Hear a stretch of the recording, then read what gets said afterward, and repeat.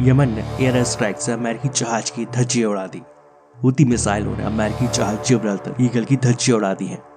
America के जंगी बेड़े USS लेबुन पर यमन ने खतरनाक हमला कर दिया है। हूती विद्रोहियों ने गुस्से में अमेरिका के पसीने छुटा दिए हैं। यमन के हूतियों की ताकत देख अमेरिका के साथ साथ सभी पश्चिमी ताकतें हैरान हो चुकी हैं। अब जिस तरह से अमेरिका और UK ने यमन पर एयर स्ट्राइक कर वहां भारी तबाही मचाई थी, जिसमें उन्होंने 60 से ज्यादा इलाकों में 73 बार से ज्यादा हमला किया, और ये सब देखकर सभी को यही लग रहा था कि यमन को अब समझ आएगा कि उसने किससे पंगा ले लिया है। लेकिन यमन ने अमेरिकी ऑयल कंपनी के अमेरिकन जहाज को, जो मार्शल आइलैंड के लिए फ्लैग था, उसे अपने देश के तट से 100 नॉटिकल माइल दूर उस जहाज के चित्र उड़ा दिए। और ये सब देखकर तो साफ नजर आ रहा है कि यमन के हूती अब पीछे हटने वाले नहीं है, और अमेरिका अब इसका जवाब कैसे देगा ये तो आने वाला समय ही बताएगा। यमन ने यह पहले ही कहा था कि अगर उनकी जमीन पर कोई भी हमला हुआ तो उससे बहुत बड़ा बदला लिया जाएगा, और अब लगता है कि शायद उस बदले की शुरुआत भी हो चुकी है। और उनके निशाने पर अब अमेरिका है। अमेरिका के कार्गो जहाज, अमेरिका के मिलिट्री जहाज और साथ ही UK के जहाज भी अब यमन के टारगेट पर है। UK की मैरीटाइम सिक्योरिटी ने कहा कि उन्होंने एक धमाके की आवाज सुनी, और वो धमाका अमेरिकी जहाज पर था, और जो भारी मात्रा में स्टील प्रोडक्ट्स लेके जा रहा था। हर रोज एक नॉर्मल दिन में तकरीबन 50 शिप्स 9 बिलियन तक का सामान लोड करके ले जाती हैं। और ऐसे में अब यमन के हूतियों ने अमेरिकी जहाजों को एक एक करके टारगेट करना शुरू कर दिया है, और अब तो लाल सागर में अमेरिकी शिप को भी नहीं छोड़ा जाएगा।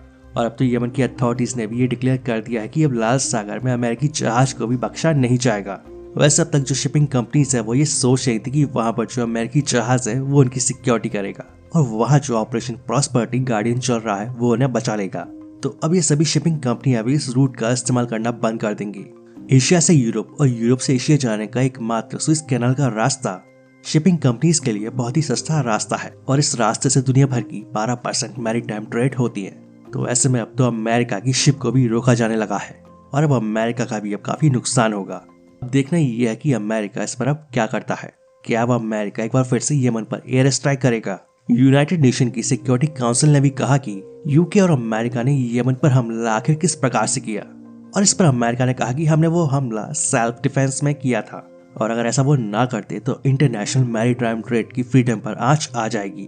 उसने कहा कि यहाँ जो यमन शिप्स को रोक रहा था उससे फाइनेंशियल नुकसान बहुत बड़े हो सकते हैं, और इसी वजह से हमें हमला करना पड़ा। यूनाइटेड नेशन के कानूनों के मुताबिक ये उनकी लॉ का उल्लंघन है, क्योंकि किसी भी देश की टेरिटरी में घुसकर आप हमला नहीं कर सकते हैं, और वो भी तब तक जब तक कोई देश पहले घुसकर आपके देश में हमला नहीं करता। अब कई ऐसे देश हैं जो UK और अमेरिका के जॉइंट ऑपरेशन को गलत मान रहे हैं। उनका कहना है कि यमन पर हमला करना ही नहीं चाहिए था, और अब यमन ने अमेरिका के जहाजों पर हमला शुरू कर दिया है। तो क्या वो अमेरिका फिर से यमन पर हमला करेगा? तो खैर सभी को पता है कि वो पीछे हटने वाला नहीं है, और वो भी तब तक जब तक कि अमेरिका अपनी पूरी ताकत का इस्तेमाल करके यमन को समुद्र में ना डुबा दे। जिस तरह का काम हमास ने किया था, कुछ उसी तरह का काम यमन के हूतियों के द्वारा देखने को मिल रहा है। ये बात तो सभी को पता होनी चाहिए कि शांति स्थापित करने के लिए कभी भी वायलेंस का रूट नहीं लिया जा सकता है। वायलेंस से सिर्फ और सिर्फ खून ही बह सकता है, उससे शांति नहीं आ सकती है। जबकि अमेरिका ने शांति स्थापित करने के लिए वायलेंस का ही रास्ता चुना।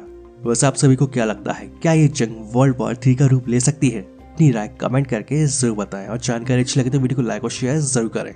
तो आज के लिए बस इतना ही, मिलते हैं नेक्स्ट वीडियो में। जय हिंद, जय भारत, वंदे मातरम।